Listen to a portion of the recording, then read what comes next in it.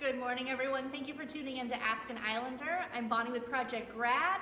We are here with Allison Frost, one of our favorite guests. We're going to talk about the curious incident of the dog in the nighttime, the new show opening on Tuesday, the 16th. They're going to have shows at 7:30 Tuesday through Saturday. On Sunday, they're going to have a 2 o'clock matinee show. And then on Monday, they have a special show, a 7 o'clock sensory-friendly performance, generously funded by HEB, and we're actually going to talk about that here in just a minute. Thank you so much for sitting down with us. Sure. I'm so excited about this show. Will you tell us kind of a little bit about it? What made you choose it? It is probably the most popular show right now in the history of the world. If you Google it, you get so much stuff. It'll take up so much of your time. Oh my gosh. Yeah. 6 years ago, I took a group of students to England for a study abroad summer. We did England and Scotland the month of July. And we went to see this production in the West End. Oh, wow. And we walked out of the theater going, our lives have changed. Oh my goodness. We are different now than when we walked in the theater. Oh. And the show then transferred to Broadway, and it won all kinds of Tonys. I didn't see it when it transferred to Broadway, but I know it was incredibly popular. And I was thrilled when the rights became available. And so we opted to try to bring it here. And that's where we are. We've done it. So the story is about a 15-year-old boy from Swindon, England, who, in the course of trying to solve a neighborhood crime, he discovers the neighbor's dog, Wellington, has been stabbed with a pitchfork and is dead.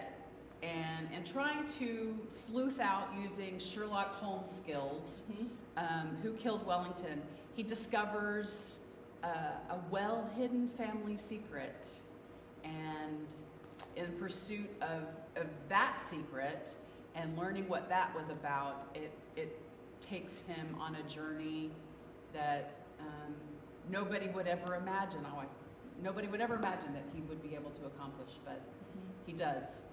He's an amazing boy. Yes. So what is I kind of want to touch on this a little bit, but not too much, because I want people to come out and see this, because this is really a very special set, and it's a really special way of seeing a show. So what about Christopher is special? The role, we were just talking about, the role is difficult. I'll let you The role comes from the novel by Mark Haddon, The Curious Incident of the Dog in the Nighttime. And the novel is written as if you were reading Christopher's journal.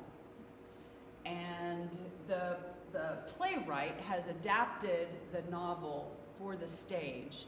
And what's unique about Christopher, in the book, in the novel, he says, I'm a mathematician with behavioral difficulties, or behavioral issues. He is often prescribed by others, not the playwright and not the novelist, as someone on the autism spectrum. Yeah.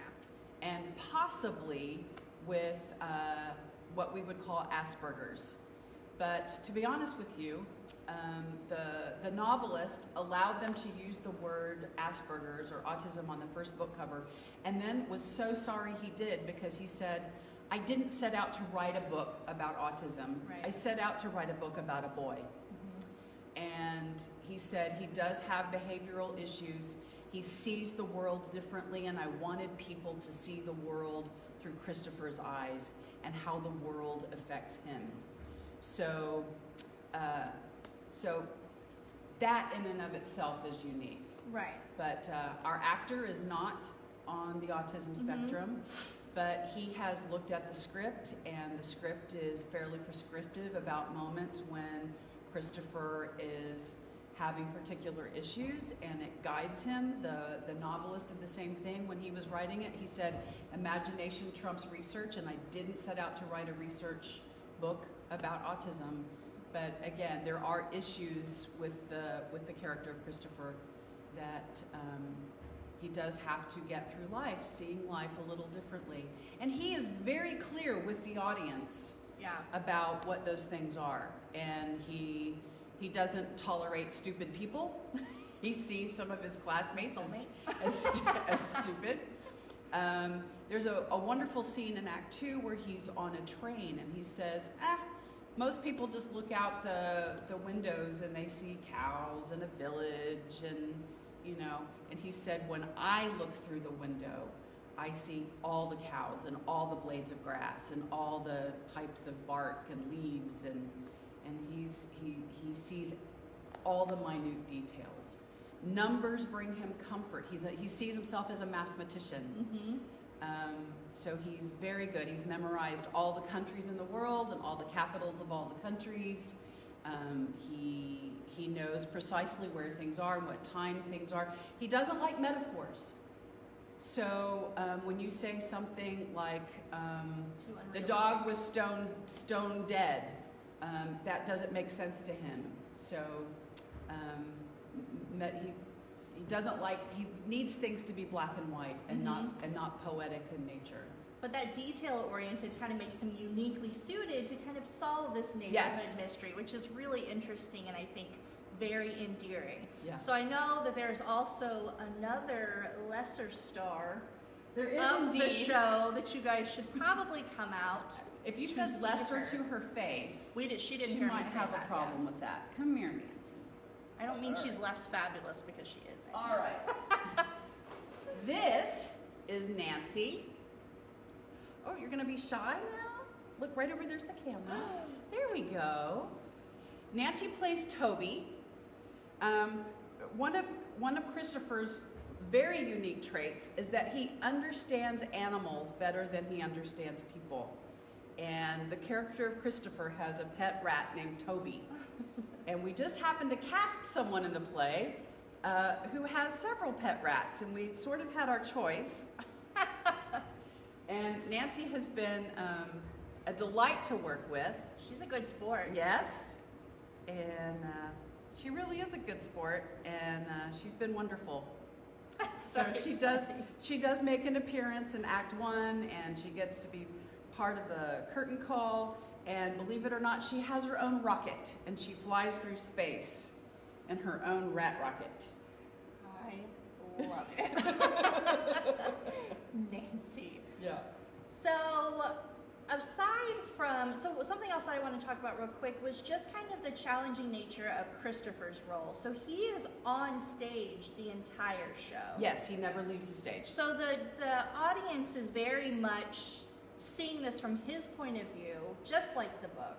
We're very much immersed in his mind. Yeah. So we're not actually watching, it's not as much as being a spectator as it is as you kind of sitting with Christopher as he's experiencing these things? Okay. Exactly. And we have used technology and lighting to help give you an idea of what's probably filtering in his brain. Christopher loves computers. He loves machines. He likes how things work and tick and click, and you'll hear some digital sounds when he's trying to process things. He has very physical reactions when he's touched. He doesn't like people touching him, and that becomes a bit of an issue. And we use technology to help influence some of that. In Mark Haddon's novel, he has created images that would have been in Christopher's journal. And we have done the same. Phil Johnson is our lighting and projection designer. And we have 2 screens on either side of the theater that will project images that Christopher would see and experience. Oh, how interesting. And drawn as if they were drawn by Christopher himself. So on the same, or on a similar note, so y'all are hosting a sensory-friendly performance on Monday. So tell me a little bit about that. I would love for people to email me if they are interested in attending. There are a number of establishments in Corpus Christi and yet across the globe that are adapting environmental issues for people that need a sensory-friendly kind of environment. So we are going to have someone from the Center for Autism here in Corpus come out watch a production, and give us some advice about how we might be able to adapt some of our production for a sensory-friendly audience. I anticipate we will bring the volume down a little bit. Instead of quite loud, we will probably bring the volume down a bit. Some of our light cues may slightly adapt. We're not going to change the plot or anything of that nature. We've paid royalties to not do that. So, but in that kind of environment, I think it's important for people to celebrate who they are, their unique, wonderful self, and maybe see someone like them on stage. Yes. So HEB has funded our Monday night performance at 7 o'clock. And so we would love for families that would like a sensory-friendly performance to email me, and we will make a reservation for you. We can seat 80 people that night. Okay. And what's your email address? Allison.frost@TAMU-CC.edu, and that's Allison with one L, ALISON.frost@TAMU-CC.edu. Wonderful. How exciting. It's our first one, so we're thrilled to do it. Yeah, it's really exciting. It's a really neat option. So we have a question that just came in. So who is welcome to the show on Monday? Is it open to everybody, or would you is it? Well, we're certainly not screening people. Right. So if you want the full-fledged lighting, sound, full experience, we would love for you to come out before Monday. Okay. But I'm not screening people. Right. So we want people in the seats to enjoy the show. Just know that what happens on Monday will be a little bit different than what has happened in the week, so that we can adapt it for people that need that. I went to the Sensory Friendly Sunday at the aquarium several weeks ago. Oh. And I didn't want to leave. I loved it. They had kind of turned the sound down, and you could focus on the water and the fish and the light, and it was a wonderful experience, and there were families there. So, and I heard that Trader Joe's has a Sensory Friendly Thursday, where I suppose they also turn the music way down. And oh, wow. So there are places in Corpus that are trying to make some opportunities, and we're thrilled that this is our first one, and hope it's the first of many. Yeah, that's wonderful to make it so accessible to so many different people. And that's why we're so appreciative to HEB. Yeah, absolutely. Let's see, we have another question. How much does it cost to attend? I assume the Monday session. And is there an age limit of how young someone can be? Well, that's a great question. Christopher's character is 15. My best friend was here a couple of weeks ago and saw Act 2. She has 2 7-year-old twins. She's bringing them. She's also bringing her 10-year-old and 12-year-old. She said, I think some of this will be over the heads of my 7-year-old, but there's no reason not to bring them. Yeah. So I don't think it's for 5 years and younger. It can be a little heady. But yeah, I don't think there's any reason why you couldn't have somebody 7, 8, 9 come attend your family. It's a wonderful teaching opportunity. Definitely. To celebrate Christopher's life. So. How exciting. Yeah, and tickets for the Sensory Friendly production, if you email me, there is no cost. HEB has absorbed the cost for that. And during the rest of the week, for students, it's $7. For TAMU-CC students with an ID, it's $5, and adults are $10.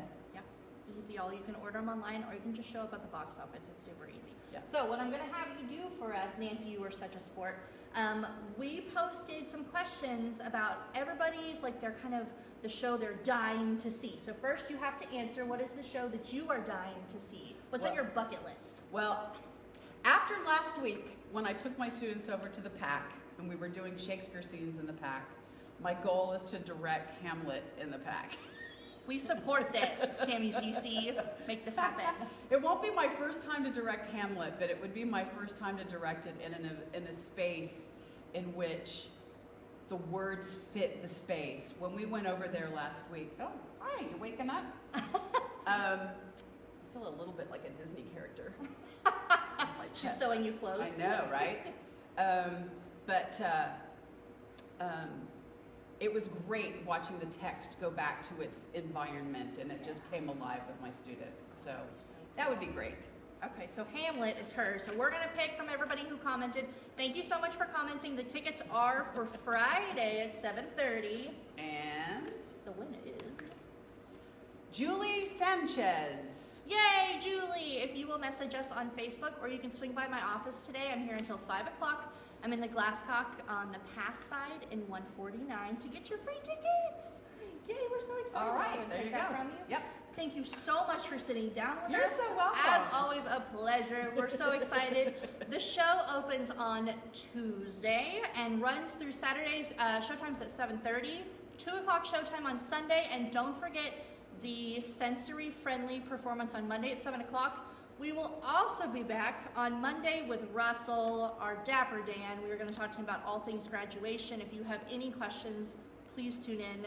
Thank y'all so much. Thank you so much. Thank you. Thanks, Nancy. We'll see y'all on Monday.